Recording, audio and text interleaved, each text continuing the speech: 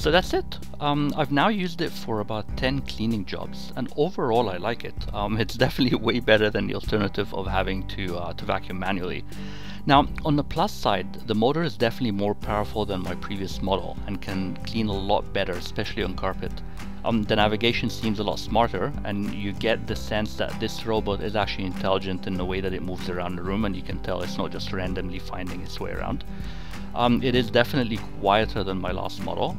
As for the app, it is useful. It's a little bit gimmicky, to be honest, but for the most part, it's fun to have to be able to see what the robot does, and it gives you a little bit too much information sometimes.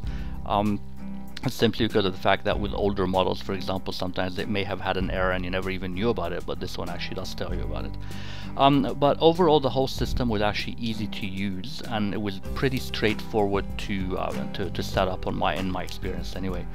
Now, for the parts that I'm not too sure about, to be honest, now this may be because of the more powerful motor that it's got, but the bin gets full very quickly, especially on carpet, much quicker than my old 780 unit. So between that and running out of battery and having to recharge, most of the jobs are actually interrupted and sometimes just don't resume by themselves.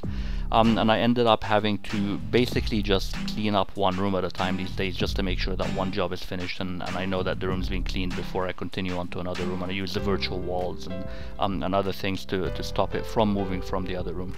The one thing that I do feel is definitely worse than my old 780 is the getting stuck on the corner of the rug part. This never happened before after dozens of cleaning jobs with my old 780, so I do now have to keep an eye out on it. But overall, I think it's, as I mentioned, it's a great thing to have at home, and it definitely saves a lot of work.